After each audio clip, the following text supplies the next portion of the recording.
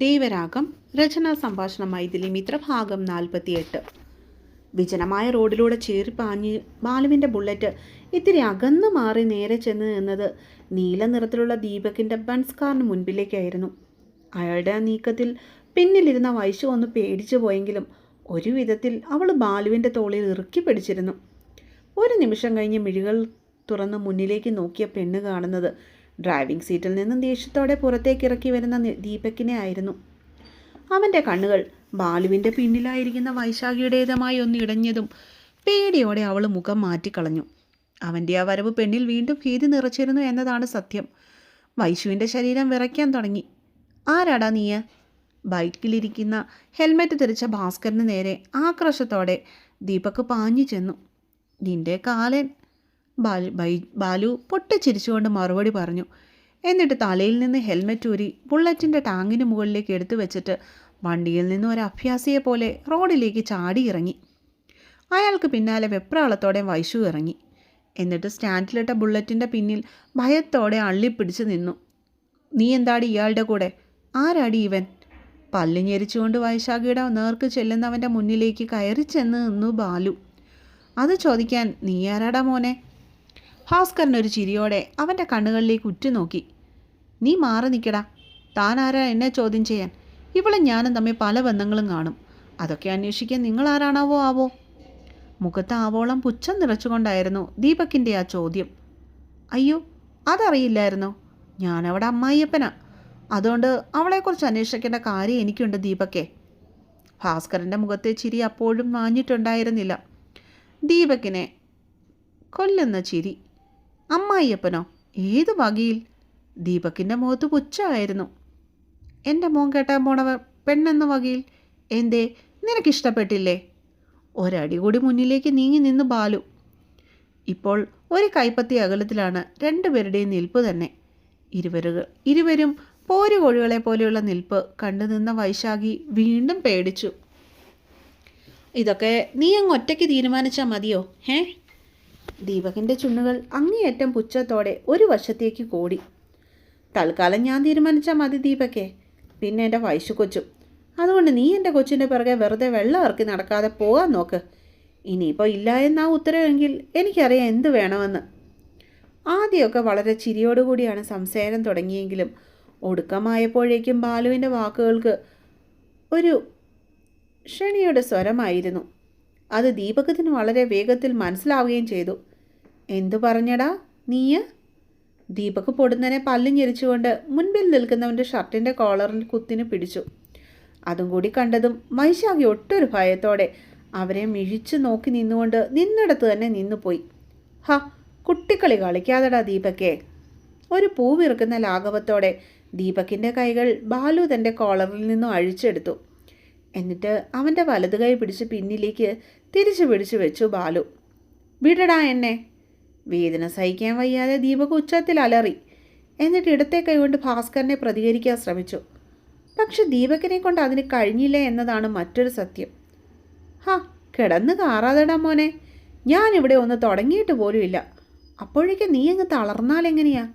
ഇനിയല്ലേ ശരിക്കുള്ള കളി കാണാനിരിക്കുന്നേ? അവൻ്റെ ഇടത് കൈയും കൂടി പിടിച്ച് ഭാസ്കരൻ പിന്നിലേക്ക് വളച്ചു പിടിച്ചു. ബാലുവിൻ്റെ മുൻപിൽ പിടിച്ചു നിൽക്കാനാവാതെ ദീപക് റോഡിൽ വീണു. ബാലു, എനിക്ക് പേടിയാവുക. മതി, ബാ നമുക്ക് പോവാം. ഇനിയും താമസിച്ചാൽ ദീപക് പോകുമെന്ന് പോലും ഭയന്ന് വൈശാഖിക്ക് തോന്നിപ്പോയി. അവൾ ഓടിപ്പോയി ബാലുവിൻ്റെ കയ്യിൽ കയറി പിടിച്ചുകൊണ്ട് ഏങ്ങലടിച്ച് കരഞ്ഞു. അവളുടെ സങ്കടം ഏറെ നേരം കണ്ടു നിൽക്കാൻ ബാലുവിനും പറ്റുന്നുണ്ടായിരുന്നില്ല. ദീപകേ, എൻ്റെ കൊച്ചിൻ്റെ പിന്നാലെയുള്ള ഈ നടത്തം നീ ഇതോടെ നിർത്തിക്കോ. അല്ലെങ്കിൽ നീ വിവരം അറിയും. ഇവിടെ അച്ഛനെയും അമ്മയെയും മണ്ടന്മാരാക്കി നീ കാണിക്കുന്ന ഇതൊന്നും എൻ്റെ അടുത്ത് നടക്കില്ല. അവൻ്റെ ഒന്നും കൂടി കൊടുത്തിട്ട് ഭാസ്കരൻ ദീപകിൻ്റെ നേരെ വിരൽ ചൂണ്ടി. ബാലുവിനെ അനുസരിക്കാനല്ലാതെ മറ്റൊന്നും അവനെക്കൊണ്ട് ആ നേരം കഴിയില്ലായിരുന്നു. അതുകൊണ്ട് തന്നെ വൈശാഖിയെയും കൊണ്ട് ഭാസ്കരൻ ബുള്ളറ്റിൽ കയറി പോകുന്നത് ദേഷ്യത്തോടെ നോക്കിയിരിക്കാൻ മാത്രമേ അവനെ കൊണ്ടായുള്ളൂ. മോൾ ഇത് ചൂടോടെ കുടിക്ക്. എന്നിട്ട് കുറച്ചു നേരം കിടന്നുറങ്ങിക്കോ. മറ്റൊന്നും ഇപ്പോൾ ആലോചിക്കേണ്ട കേട്ടോ. ലക്ഷ്മി അവളുടെ കയ്യിലേക്ക് ബലമായി ഒരു ഗ്ലാസ് ചൂട് ചായ വെച്ചു കൊടുത്തു. കരഞ്ഞു തളർന്ന ആകെപ്പാടെ ചടഞ്ഞു കൂടിപ്പോയിരുന്നു പെണ്ണ്. അത് കണ്ടിട്ട് ലക്ഷ്മിക്ക് സഹിച്ചില്ല. കുടിക്ക് മോളെ. അവളോടൊപ്പം കട്ടിലിരുന്ന പത്മാവതിയും കൂടെ ആവശ്യപ്പെട്ടതും പിന്നീട് അവൾക്ക് നിരസിക്കാൻ കഴിഞ്ഞില്ല. കയ്യിലിരുന്ന ചായ വൈശു മെല്ലെ കുടിച്ചു തീർക്കാൻ തുടങ്ങി. ഇനി ഉറങ്ങിക്കോ, അത്താഴത്തിന് സമയമാകുമ്പോൾ ഞാൻ വന്ന് വിളിക്കാം. ഞങ്ങളൊക്കെ ഇവിടെ ഇല്ലേ കൊച്ചേ, ഒന്നും പേടിക്കണ്ട. പെണ്ണിൻ്റെ കയ്യിൽ നിന്നും കാലി ഗ്ലാസ് തിരികെ വാങ്ങിയിട്ട് ലക്ഷ്മി അവളെ ആശ്വസിപ്പിച്ചു. ആ. മെല്ലെ ബെഡിലേക്ക് ചാഞ്ഞു കിടന്നവൾ എന്നിട്ട് കണ്ണുകൾ മെല്ലെ പതിയെ അടച്ചു. അവനിങ്ങി വരട്ടെ, കൊടുക്കുന്നുണ്ട് ഞാൻ. ഒരു പെങ്കൊച്ചിന് പേരുദോഷം വരുത്തിയിട്ട് വാദ്യാരാണെന്നും പറഞ്ഞ് നടക്കുന്നു. മുറിക്ക് പുറത്തേക്ക് ലക്ഷ്മിയോടൊപ്പം നടക്കുമ്പോൾ മുത്തശ്ശി പിറുപിറുക്കുന്നത് വൈശാഖി വ്യക്തമായി കേട്ടിരുന്നു. തീമഴ പെയ്ത മണ്ണിൽ നിറയെ ആലിപ്പഴങ്ങൾ പെയ്യുന്ന ആശ്വാസമായിരുന്നു അവളിലപ്പോൾ. അത്രയും നേരം ഭീതിയോടെ മനസ്സിൽ കിടന്ന് തിരിയുന്ന ദീപക്കിൻ്റെ ചിത്രം മാഞ്ഞ് അവിടെ മഹാദേവൻ്റെ ചിരിക്കുന്ന മുഖം തെളിഞ്ഞു വന്നു. എൻ്റെ സാറ്, എൻ്റെ മാത്ര, ഇഷ്ടമാണ് എനിക്ക്, ഒരുപാട് ഇഷ്ടമാണ്. അവനെ മാത്രം ഓർത്തുകൊണ്ട് പെണ്ണുറക്കത്തിലേക്ക് ആഴ്ന്നുപോയി. ഒരു പെങ്കൊച്ചിന് ചീത്തപ്പേരുണ്ടാക്കി വെച്ചിട്ട് ഒന്നും അറിയാത്ത പോലെ അഭിനയിക്കുന്നോ? നല്ല അടി കിട്ടാത്തതിൻ്റെ കേടാ നിൻ്റെ മോന്. പത്മാവതിക്ക് കൊച്ചുമോനോടുള്ള കലിപ്പ് തീരുന്നുണ്ടായിരുന്നില്ല. വൈശാഖിയെ പ്രതി കോളേജിലെ സ്റ്റാഫ് റൂമിൽ വെച്ച് നടന്ന നീരജയും മഹാദേവനും തമ്മിലുള്ള വാക്കുതർക്ക പ്രശ്നങ്ങളും ആരൊക്കെയോ പറഞ്ഞെറിഞ്ഞ് ബാലുവിൻ്റെ കാതിലും എത്തിയിരുന്നു. അത് മകൻ്റെ നാവിൽ നിന്നും കേട്ടപ്പോഴുണ്ടായ അന്താളിപ്പിലാണ് പത്മാവതി. അമ്മ ഉറഞ്ഞു തുള്ളുന്നതിന് പിന്നിലും കാര്യമുണ്ടെന്ന് അറിയാവുന്നത് കൊണ്ടാവാം ബാലു ആ നേരം മൗനമായിട്ടിരുന്നത്. എല്ലാം കേട്ടുകൊണ്ട് അവർക്കരുന്ന ലക്ഷ്മിയും ഏകദേശം പത്മാവതി ചിന്തിച്ച അതേ രീതിയിൽ തന്നെയായിരുന്നു ചിന്തിച്ചത്. ഇതിങ്ങനെ വിട്ടാൽ പറ്റില്ല ബാലു. വൈശുവിൻ്റെ കാര്യം കോളേജിൽ മുഴുവൻ പാട്ടായി. ആ കൊച്ചിൻ്റെ ഭാവി ഇനി എന്തായിരിക്കുമെന്ന് നിനക്ക് വല്ല ഊഹമുണ്ടോ? നിൻ്റെ മോൻ്റെ വിടുവായുത്തരം കാരണം ആ കൊച്ചിനെ എങ്ങനെ കോളേജിൽ തലയുയർത്തി നടക്കാനാ? അവളെ ഇനി കണ്ണിലല്ലേ എല്ലാവരും കാണുള്ളൂ. പാവം പെണ്ണ്.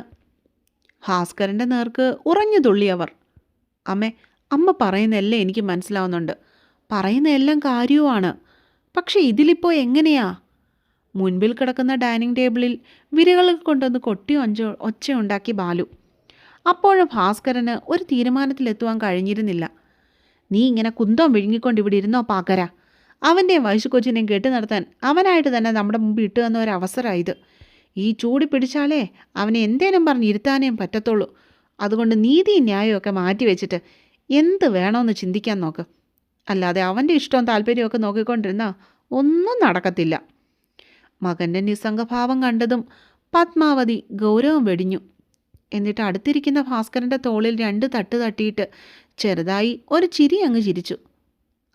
അവൻ ചെയ്തത് തെറ്റാണ്, അത് ഞാൻ സമ്മതിക്കുന്നു. ആ നീരജയുടെ കയ്യിൽ നിന്ന് രക്ഷപ്പെടാൻ വേണ്ടി പോലും ദേവൻ അങ്ങനെ നമ്മുടെ വൈശുകൊച്ചിൻ്റെ പേരെടുത്തിടാൻ പാടില്ലായിരുന്നു. സത്യം പറഞ്ഞ ആ നേരം അവനും ഓർത്ത് കാണില്ല ഇങ്ങനെയൊക്കെ ആവൂന്ന്. ഇനിയിപ്പോൾ പറഞ്ഞിട്ട് കാര്യമില്ല. പക്ഷേ ഇതും പറഞ്ഞ് വൈശുവിനെ കെട്ടാനൊക്കെ അവനോട് പറയാമെന്ന് വെച്ചാൽ അതിത്തിരി കൂടുതലല്ലേ അമ്മേ? അങ്ങനെയൊക്കെ പറഞ്ഞ് അവൻ സമ്മതിക്കുമോ? എനിക്കെന്തോ ഇത് വർക്കൗട്ടാവുമെന്ന് തോന്നുന്നില്ല. ബാലു ഒട്ടൊരു സംശയത്തോടെ തല ചൊറിഞ്ഞു. എടാ പാക്കര, നടക്കോ ഇല്ലയോ എന്നൊക്കെ നമുക്ക് പിന്നെ നോക്കാം. നിനക്ക് അവനോട് പറയാൻ പറ്റത്തെങ്കിൽ ഞാൻ പറയാം. എനിക്കവനെ പേടിയൊന്നുമില്ല. അല്ല പിന്നെ എങ്ങനെ അവരുടെ കല്യാണം നടത്തണമെന്ന് നേർന്ന് നടന്ന ആ വൃദ്ധയ്ക്ക് ഇതിൽ പരം ഒരു കാരണം വേണ്ടായിരുന്നു താനും. അവനെ നമുക്ക് നിർബന്ധിച്ചങ്ങനെ കെട്ടിക്കാൻ പറ്റുമോ അമ്മേ? അവൻ്റെ ജീവിതമല്ലേ. പിടിച്ച് കല്യാണം കഴിപ്പിച്ചിട്ട് നാളെ അവൻ ആ കൊച്ചിനെ ഒട്ടും അഡ്ജസ്റ്റ് ചെയ്യാൻ പറ്റിയില്ലെങ്കിലോ? അവിടെ ജീവിതം കൂടിയല്ലേ നമ്മൾ കാരണം നശിക്കുന്നത്. ലക്ഷ്മിക്കായിരുന്നു ആ സംശയം. അവരത് പത്മാവതിയോട് തുറന്നു ചോദിക്കുകയും ചെയ്തു. ഓ പിന്നെ നീ ഒന്ന് പോയേടി കൊച്ചേ, ഒരു ജീവിതവും ഇവിടെ നശിക്കത്തില്ല. അവനെ എൻ്റെ കൊച്ചുമോനാ. അവന് കിട്ടിയിരിക്കുന്നതേ അവൻ്റെ മുത്തശ്ശൻ്റെ സ്വഭാവവും. അതുകൊണ്ട് കെട്ടുന്ന പെണ്ണിനെ കണ്ണിലെ കൃഷ്ണമണി പോലെ നോക്കാൻ മംഗലത്തെ മഹാദേവനെ ഇവിടെ ആരും പഠിപ്പിക്കേണ്ടതിൻ്റെ ആവശ്യമൊന്നുമില്ല. നീ നോക്കിക്കോ, ഇതൊക്കെ അങ്ങ് മാറില്ലേ. താലി കെട്ടിയ പെണ്ണിനെ അവനൊരിക്കലും സ്നേഹിക്കാതിരിക്കുകയില്ല. ഒറ്റ കണ്ണിറുക്കി കാട്ടി പൊട്ടിച്ചിരിക്കുന്ന അമ്മയെ കണ്ടതും ബാലുവിൻ്റെയും ലക്ഷ്മിയുടെയും മനസ്സിലുള്ള ചെറിയ ആശങ്ക പോലും കാറൊഴിഞ്ഞതുപോലെ മാറി തുടങ്ങിയിരുന്നു. അല്ലെങ്കിൽ തന്നെ മംഗലത്തെ പത്മാവതി അമ്മയുടെ തീരുമാനത്തെ ചോദ്യം ചെയ്യാൻ ഇന്നേവരെ ആ വീട്ടിൽ ആരും തുനിഞ്ഞിട്ടില്ലല്ലോ. അമ്മ ദേവനോട് സംസാരിക്കുക. അവൻ അത്ര പെട്ടെന്നൊന്നും ഇക്കാര്യം സമ്മതിക്കുമെന്ന് എനിക്ക് തോന്നുന്നില്ല. ബാലു അവസാന വാക്ക് എന്ന പോലെ പറഞ്ഞിട്ട് അവിടെ നിന്ന് എഴുന്നേറ്റു. അമ്മേ, ചോറ് വിളമ്പ്, നേരെ ഒരുപാടായി. അപ്പോഴാണ് മഹാദേവൻ അതും പറഞ്ഞുകൊണ്ട് അവൻ്റെ മുറിയിൽ നിന്ന് ഇറങ്ങി അങ്ങോട്ടേക്ക് നടന്നു ചെന്നത്. മകൻ അങ്ങോട്ടേക്ക് നടന്നു വരുന്നത് കണ്ടതും കസേരയിൽ നിന്ന് എഴുന്നേറ്റ് നിന്ന ഭാസ്കരൻ പെട്ടെന്ന് തന്നെ സ്വന്തം സീറ്റിലേക്ക് തിരിച്ചിരുന്നു. ദാ ഇപ്പം വിളമ്പാൻ ദേവാ. ബാലേട്ടാ, വൈശു ഉറക്കുക, അവളെ കൂടെ ഒന്ന് എഴുന്നേൽപ്പിക്കണേ. പറച്ചിലിനോടൊപ്പം തന്നെ ഡൈനിങ് ടേബിളിന് മുമ്പിൽ കിടക്കുന്ന കസേരയിലിരുന്ന ലക്ഷ്മി അപ്പോൾ തന്നെ എഴുന്നേറ്റ് അടുക്കളയിലേക്ക് പാഞ്ഞിരുന്നു. ഭാസ്കരൻ എഴുന്നേറ്റ് വൈശുവിൻ്റെ മുറിയിലേക്ക് കയറിയപ്പോഴേക്കും മഹാദേവൻ കൈ കഴുകിയിട്ട് പത്മാവതി ഇരിക്കുന്നതിന് എതിർവശത്തായി കിടക്കുന്ന ഒരു ചെയറിൽ ചെന്നിരുന്നു. എന്താ പോണ്ടേ? തന്നെ ഉറ്റുനോക്കിക്കൊണ്ടിരിക്കുന്നവരോട് അല്പം ഗൗരവത്തിൽ തന്നെ മഹാദേവൻ ചോദിച്ചു. ഇനിയിപ്പോൾ എന്തോന്ന് പറ്റാനുള്ളതൊക്കെ നീയായിട്ട് പറ്റിച്ചു വെച്ചിട്ടുണ്ടല്ലോ. അവനവനെ കുത്തി പറഞ്ഞു. ദേവൻ അവരെ ഒന്ന് ഇരുത്തി നോക്കിയതല്ലാതെ ഒരൊറ്റ ചോദ്യം പോലും അവൻ്റെ നാവിൽ നിന്ന് വീണില്ല.